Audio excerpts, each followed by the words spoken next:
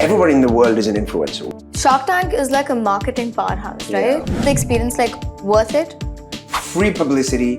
It's crores worth of publicity that you couldn't buy as an early stage startup.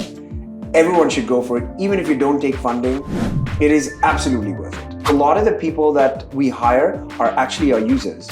What's the one influencer secret you want everyone to know? Instagram disappeared tomorrow, right? What would WYLD become, and where does it take a stand?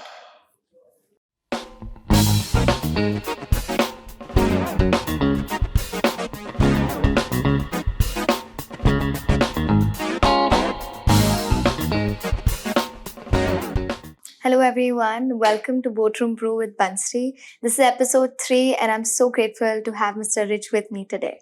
Hi Rij, I'm really grateful to have you here. My pleasure being here. Can you just take me back to the moment where, the spark was lit to start WYLD? I think we'll have to, go a little further back than when we. I think so. My two co-founders and I met in 2001. We were introduced by a common friend, one of my co-founders, Dishant, he and my other co-founder Yash had been in the influencer marketing space for about 4 years by then. Yash comes from IIT Bombay, so for him everything is tech, and he looks at finding solutions from a tech perspective. So they did influencer marketing, and then they were trying to see if they could build a solution for influencer marketing, which back then was very nascent. 2017, 2018 was a very nascent time for influencer marketing. They were trying to find solutions in that space. And then, they had a lot of learnings and they had a lot of realizations where they wanted to pivot to an idea where it's not just about influencers, but it's about, nano-influencers as well, not just established large influencers. That's the time when we met. And we got to talking in our first meeting. We kind of, came to this massive realization that, everybody in the world is an influencer. When you think about it, and today because of social media, even more so, every single person out there influences people every single day. Every time you put up a post, even if it's 5 people that see it, you've influenced their decision-making process, right?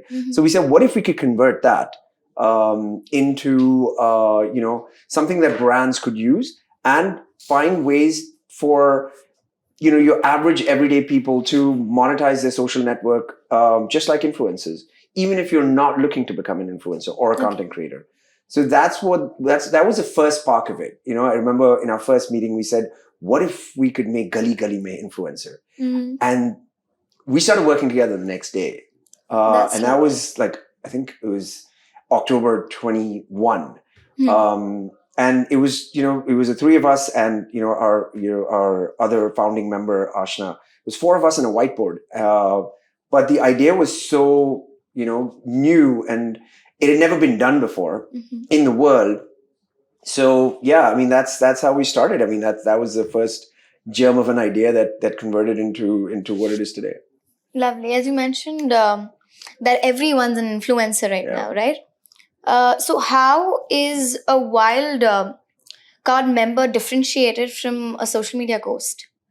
Our entire base, we call them users, and we don't necessarily call them influencers. So you could be someone who is looking to become an influencer and so trying to grow your social media presence. Okay. Or you could be just an average person who's just active on social media, but you have a day job, you're not trying to create content. For us, everybody's a user. And so for us, we're not particularly picky about, only taking in influencers. We're open for anyone. So it's not just for content creators. It's for everyone It's for everybody that has more than 1,000 followers. So we said, let's understand what an average brand would be happy to pay to people to post about them, right? Yeah. So we said, so we have a few criteria to apply for the card. One is you have to have 1,000 followers and above on Instagram. But number of followers alone is not an indicator of influence, right? Because a lot of people fudge followers, they buy followers, do all of that. So what we did is we built an algorithm called the WYLD score that rates users or assigns a score to users as soon as a person signs up based on their number of followers vis-a-vis their reach, their engagement, their frequency of post, authenticity of followers, a whole bunch of social metrics that help us understand what a person's real value is on social media, right? And so that, kind of forms the crux of, everything that you do on our platform. Also, you need to have a basic score in order to be eligible. So our scoring is out of 1,000. So you need to have a score of at least 100. Plus, you need to have 1,000 followers and an open profile to be eligible for the card. That's lovely. So, as you mentioned that there's like a proper eligibility test that like an account goes through before it becomes maybe a wildcard user or a wildcard member, right? So, how do you keep up with that authentication? So it's a tech, right? It's what we built. We're a fintech company. So we're a fintech and a martech company. So that's what we built. That's our secret sauce. Okay, that's your secret sauce. Okay, lovely. So as you mentioned that that this is for like everybody. This is not particularly just for content creators. But do you think there could be a difference in the barter collaboration affected by wildcard? It depends on how you look at it, right? So today, when why do brands work with us, right? It's a very simple answer to that question. Today, when a brand wants to work with an influencer, when they want to do marketing on social media, they either reach out to a kind of early influencer, someone who's still starting off, and say, "Can we send you a product? And can you post for me?" Right? So if you're starting off, you're happy to do it because it builds a relationship with the brand. We all did that, right? Even me, when I was starting off on social media, I did that, right? But as they grow, and if they want larger reach, the brand would say, here's a product, but let me also pay you. What would be your cost or your rate, and for you to post or create a piece of content for me? Our proposition for the brand is very simple. Let me send you a customer who'll make a full price purchase first, so their top line's always hit. And that customer, if he chooses to become a marketer for you, pay them a small percentage of their transaction value back as a cashback.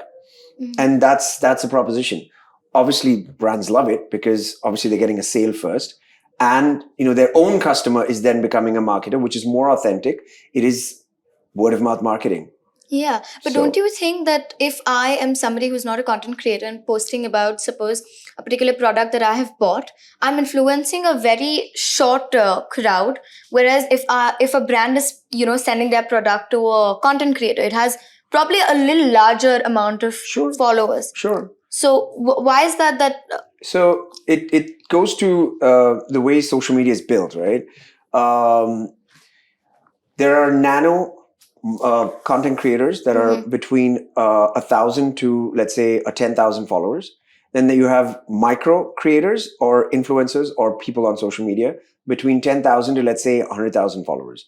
You have macro between 100,000 followers to, let's say, 1 million followers. And then you have mega, that is 1 million and above, right? Today, the average acceptable engagement rate for anyone that's over like a 20,000 followers, 30,000 followers is anywhere between 1% and 4%. Okay. So if you have between 1 and 4% engagement rate, that's what the influencer marketing industry accepts, right? They're saying that's fine as long as someone stays within that. If it's less than that, obviously it's if it's more than that, then that's fantastic, right? For people that are nano, surprisingly, you wouldn't believe this, but the average engagement rate could be anywhere between 25% to 50%. Okay. Because think about it. If you have, let's say, 1,000 followers, you're largely followed by your friends or family and friends of friends. Yes. You don't have random people, right? So when you post something, all your friends usually tend to hit like, post a comment, share it with other friends, that is within your group. And that engagement rate is much higher and more authentic when you say something as opposed to when someone with a couple of 100,000 followers say, right? Okay. And so engagement rates are higher and authenticity is higher for nano and micro guys. Yes, I do agree to it because usually right now when I'm surfing through the gram and I see even micro influencer posts something about a product, somewhere in my mind I do get a thought about it that it's paid. They're either paid for it. Yeah. That's correct. If I am somebody who's not a content creator, I'm not exactly getting something out of it, right? When I'm posting about it. So it seems a form of authentication. Yeah. Absolutely. That's great. Yeah. Okay. So yeah, those doubts are clear now. I'd like to know about this, that what is your favorite part about WYLD? What is my favorite part about WYLD? I love that we're able to allow average everyday people to make money from what we do. I love our model. I think what we're doing is, the reason it's exciting is because, we have 3 pillars in WYLD. One is you can save money. So every time you shop from any of our brands. I mean, just to get your audience to understand how WYLD works. The way it works is very simple. Our users, so now everyone knows how you can apply for the card. But once you get the card, we have hundreds of partner brands across all lifestyle verticals, right? So we have fashion, beauty, food and beverage, movie theaters, electronics, anything that an average person uses every day, right? So once you're eligible for the card and you get the card in hand, or, we have a digital card where it's free. The physical card is just 599 rupees if you want the physical card. The way it works is simple. Now, if you have the card, you can go to any of our partner brands, online or offline, shop at any of them, and once the product arrives, you have the option, if you choose, to take a picture or a video, create a piece of content, tag the brand, and post about it on your Instagram, right? And based on your WYLD score, you get anywhere between 30 to 100% cashback. Okay. Right? So if you have a high WYLD score, so, and the WYLD score helps because WYLD score helps democratize the idea of influence, right? So you could have 2,000 followers, great engagement, because we said, now we've, established that, people with low score have, low number of followers will have more authentic engagement and higher engagement, right? So you could have a higher score, but someone with 100,000 followers and, terrible engagement will have a lower score than you. Okay. Right. So you could potentially earn a lot of money, right? And save a lot of money from all your purchases, right? So that's one model of ours. The second pillar of ours is that if you, so we have campaigns that brands run on WYLD. If you choose to pick, a campaign, post about the brand, create a piece of content, you get paid, cash back into your card, which you can then use to buy stuff from our partner brands and earn cash back on that too, right? So basically, you never get to finish the money in your card because you're constantly getting money back, right? Yeah, that's cool. And the third pillar is we've tied up with most event companies in the country, right? Okay. So the reason we do that is simple. Today when events or concerts happen, they have influencers attending these events and concerts, and they post about it. But usually the posts happen after the event is over, or after the concert is over. What we do is we get these event promoters or concert promoters to give us like 50, 100 tickets that we give for free to our users. Okay. And these are large concerts. So we've sent hundreds of people to the biggest concert that ever happened here, except maybe Coldplay. That was not possible. But we send people, and what they have to do is before, the event happens, they have to post about it. Okay, and lovely. So imagine you're posting a video saying that I'm going to the Kygo concert, right? And all your friends see it, and you're like, and they'll all be like, I'm coming too. So they'll go out, they'll go and buy the tickets, right? Yeah. And that's it. You get a free ticket from us. You post about it. The event company gets ticket sales. Everybody's happy. Lovely. Now, I don't know, I'm a little curious about this, but what's the weirdest thing somebody's purchased from the WYLD card? I don't know. I don't think we have any weird brands. We have great brands. So I don't know, probably a yacht or something. No, no one's spending. No, what we had is we did have, some early users who had like 1 million+ followers. They were eligible for 100% cashback, and they were shopping every day. They were shopping for things that they didn't need, I'm sure, because you can't shop every day, you know? And they were buying everything because, they didn't.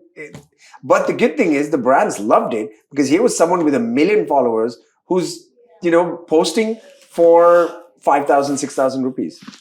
which is massive because that person usually probably charges a couple of lakhs, right? And the brand was getting it for a couple of $1,000. Yeah. Which was, everybody was happy. Yeah, that's great. Yeah. They would either get that engagement even if they sent the products for free. Yeah, but then absolutely. there's like a charge coming in. Correct. What's the biggest misconception people have about the card?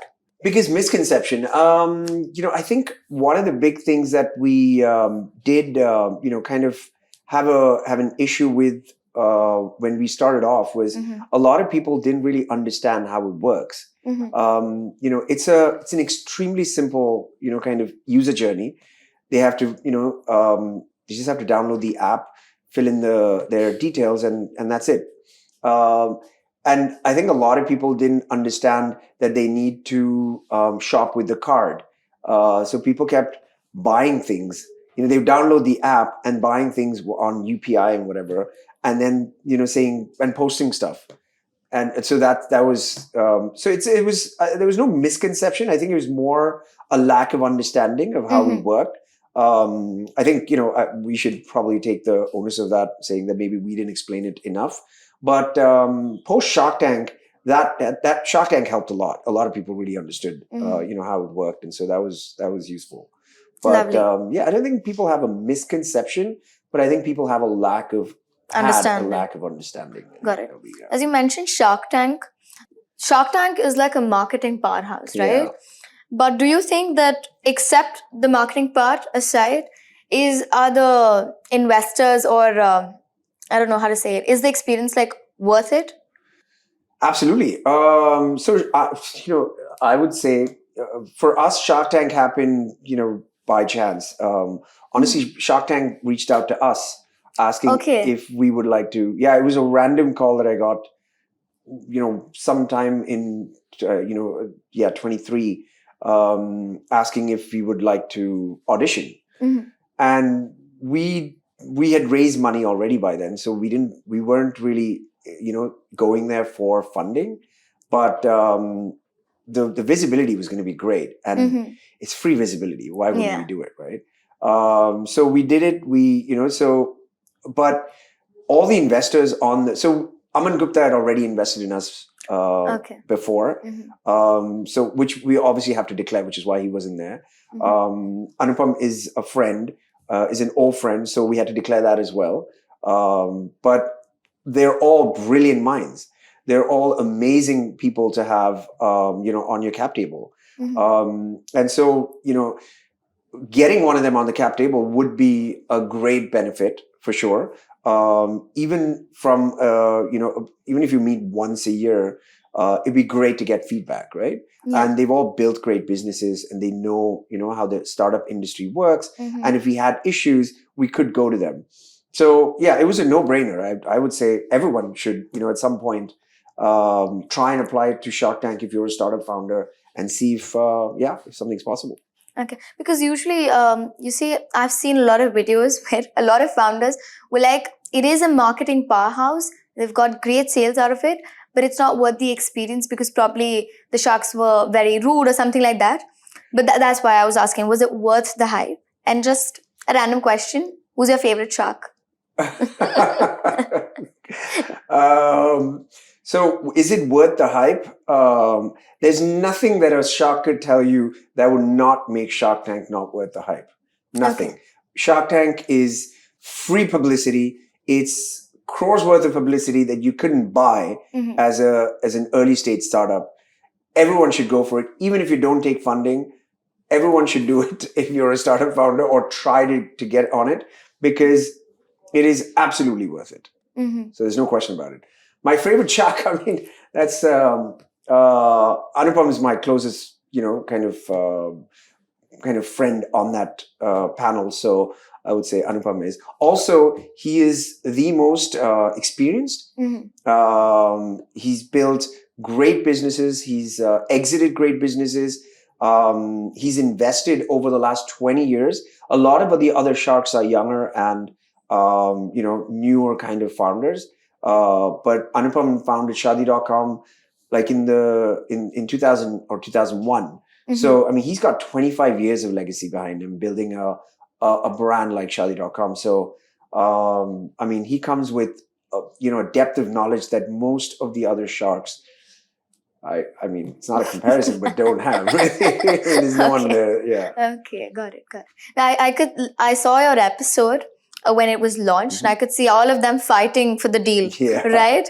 So I was like, who's your favorite shark? Because I thought you would say Anupam, but then I was like, there could be a different answer. Yeah, I mean, see, they're all great in what they do, right? And that's the beauty of the model of the Shark Tank format, right? That they all come with bringing different kind of expertise in different fields, which makes it such a diverse group of brains on that panel, right? Yeah. So I would, for different things, I would maybe pick different people.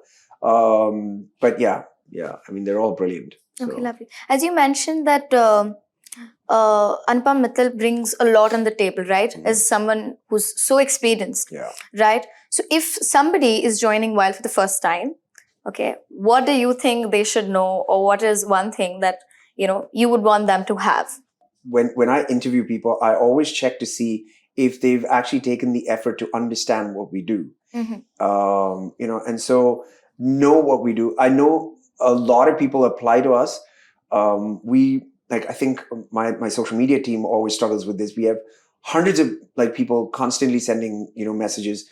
I actually would rather pick from there than people when that come through Indeed or any of the listing sites when we put up ads for or when we put up a post on social media saying looking to hire someone, because a lot of the people that we hire are actually our users. Okay, lovely. It just happens because they are passionately in love with WYLD. And I love that. We've hired people that have put WYLD founder member on their bio on Instagram, which is a great affinity for the brand that we love. I mean, because that's when you bring real passion to the table, right? Yeah. A lot of our our new hires over the last couple of years have always been people that have used WYLD and love it. So that's lovely. So what is that one thing that you want to hear from somebody who's joining WYLD? Of course, I mean, skill set is number one. I mean, for us, if we're hiring for a particular role, you need to have the skill set to kind of to be able to do that function. Yeah. And again, like I said, you need to believe in what we do. Startup journey isn't easy. It's not always glamorous. We do a lot of fun stuff, so they get to have a lot of fun because we do these wild parties, and we have so it's fun for them. But every day is not always it's not fun every single minute of every day. So you need to be passionate about the brand, and that's besides the skill, you should be passionate about what we're building. What, according to you, is that one myth about influencers or the creator economy that you would like to burst? I think a lot of people think everything that influencers do. I mean, of course, there's been an onslaught over the last, I think, 6-7 years. It's the influencer industry exploded, and suddenly everyone thinks that most people who are not trying to become influencers think that everybody else is trying to become an influencer. So that kind of takes away the gravity of what people do. But there are some great influencers out there that do great stuff. You don't necessarily always have to be selling. You could be creator. You could be a creator that's entertaining. You could be a finance influencer giving you some great tips on on how to save money or earn money. You could be a beauty influencer who does a great job of explaining what a lot of products do, which is great. So there's a lot of good out there as well. Yes. But most people think that all influencers are the same and they will say anything for money. That's a massive myth that needs to be debunked, because that's not true. A lot of the authentic influencers will be picky about the kind of brands that they want to do, that they want to work with. Like I'm in the luxury space. I resonate with luxury, and I don't work with brands that I don't resonate with. Okay. Even if it means I have to say no to money. And so it was a kind of a stand I took right when I was starting off. So I got slotted in my niche, but which is fine because in all of India, there might be maybe 10 luxury influencers that most of the brands work with, and they know who they want to work with. Mm-hmm. So you mentioned that you also are a content creator. So is this journey before you started WYLD? Yeah, I started creating content back in 2016 or 2017. Oh. Okay. And yeah, I mean, it was, again, I just started posting, things that I enjoyed doing, which is a lot of nightlife, because in a previous kind of this thing, I'm from the hospitality industry. I've studied hospitality. Okay. I've done my undergrad and my master's in hospitality. And I used to have a bar in Bombay like many years ago, like 20 years ago. And so, I used to, kind of talk a lot about nightlife. And that's why my handle King of Clubs, it comes from that. Okay. But, and then eventually, brands started reaching out saying, would you wear something that, when you like maybe go to profile a bar or a club or a restaurant or whatever. And that's how it started. But I would only work with the brands that I resonate with, which was always luxury, because that's the kind of space that I enjoyed. So that's it. And so there's a lot of people that actually do that. A lot of people say no to brands that don't resonate with them, or if they think that that a product doesn't resonate with them, they will say no, which is great, right? So it's not all influencers are not alike.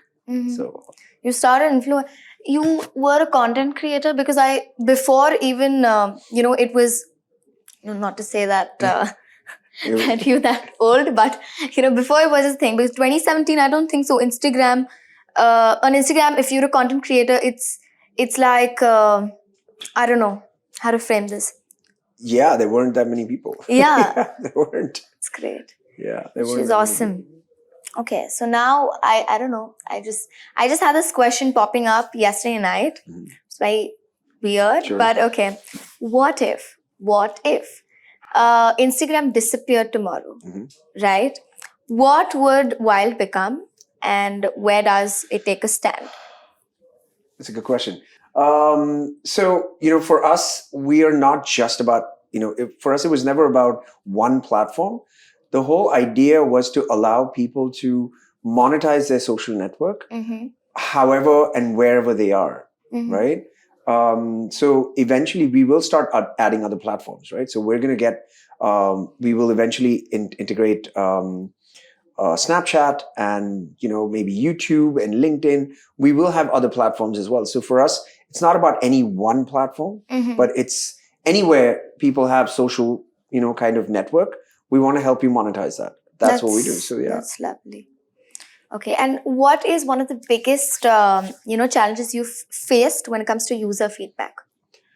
So one of the biggest, kind of learnings that we had was the fact that, a lot of our users, we were very picky about the kind of users that we would take in. They needed to meet all of our eligibility criteria, right? So when people initially started downloading the app and, you had to get on a waitlist first. So when we first, went live, people were getting on the waitlist. We had some pieces of content that went absolutely batshit viral. And so we had hundreds of thousands of people on our waitlist. And then as soon as Shark Tank happened, we had almost 1 million people on our waitlist. Oh, right. Okay. And we weren't taking in people fast enough because we were also, we wanted to be slow in how we take in people. But what happened with that was that a lot of people started saying, look, I've been waiting for so long on the waitlist. You're not letting me come in. You're not, giving me the card. And so that was, that was one big, kind of user kind of feedback that we said, okay, let's start taking in people a little more, frequently. But also we would inform people, a lot more. We would keep them informed about where they are in their journey with us. And, so yeah, I mean, that was, it's always a learning thing. We also didn't expect so many people to sign up on our waitlist. That kind of exploded for us. So it's, we kind of took a little time to deal with that, but yeah. Okay. So right now, what is the biggest challenge that WYLD is currently facing? I think one of the biggest challenges that we are trying, so one of the things that we realized early on was that, different brands wanted different things out of, this is essentially UGC. What we're doing is user generated content, right? So different brands wanted different things. So, post Shark Tank, we realized that, it was a great problem to have, but, we were signing up new brands. They were coming on, with a monthly budget. And I remember, I think it was Westside. We launched Westside, and we announced the day before that we're launching Westside on WYLD. And the monthly budget got over in 6 hours. Oh, okay. After we launched. So we went back to the drawing board. We said, okay, there must be a way that we can categorize users more so that it's the right people taking, So for the next few months, we went deep diving into how do we get users to understand our users better, categorize them, so that we're driving the right kind of traffic to the brands and so on. So, that was a long learning curve for us because we were getting so deep into understanding our users. It was, it was super interesting because it helps us understand user behavior, spending patterns, how people think. And then we went back to the brands and, we said, okay, what is it that you want? So there were some brands that said, I just want a lot of reach. So I don't care about the kind of content that people make, that create. But some brands said, look, I want great, quality of content so that, we can run ads on them and we can use them and repost them. So then we said, okay, let's kind of give you brands what they want and categorize users based on the quality of their content. So now we can put them in different buckets and say, okay, if you want great quality of content, then, these are the kind of users that we should send to you. And if you just want reach, then, here's a bunch of, kind of cohort of users that we can send. So that, it's not a problem now but last year, I would say that we went so deep because it was not easy to come up with a solution for this. But we did. So now we're actually going to take in people. We're actively going to start opening up. So where do you see WYLD in 5 years? We want millions of people to be making money from their social media, even, if you're not a content creator. And so for us, we want to be, that new vertical in marketing that brands look at, just like they would assign a budget for, ads or TV ads or, digital marketing, they would want WYLD would be a new vertical in marketing for most brands out there. That's our objective. What's the one influencer secret you want everyone to know? An influencer secret. I think most people should understand that, you being an influencer is not about being able to create great content, but it's in trying to find your voice. Everybody has that one thing that you could be really good at. It might be funny, it might be entertaining, it might be intelligent. But I think the most important thing is to find what that is. Lovely. I love the way you pinpointed me when you said intelligent. Yeah, I mean, hey. Okay. Yeah. Lovely. And then what is one of the brutal truths about Gen Z consumers that everybody still is in denial with? Gen Z consumers are, a Gen Z consumer knows what he or she wants. They may, Gen Z consumers are, we always say that Gen Z, Gen Z in general, are so different from every generation that's come before. But they are pretty clear on what they want, from a consumer perspective. That's I think, understanding what they want is the most important thing.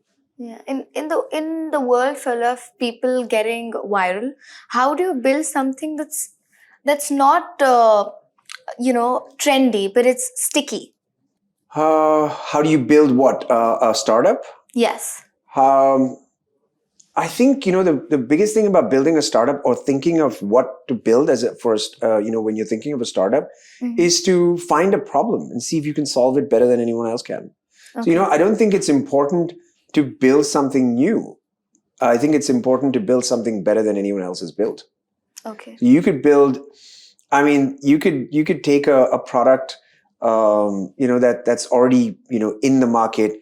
If you have a better way to do it, you should try it. Thank you everyone for watching this episode. I hope you liked it. Please like, share, and subscribe.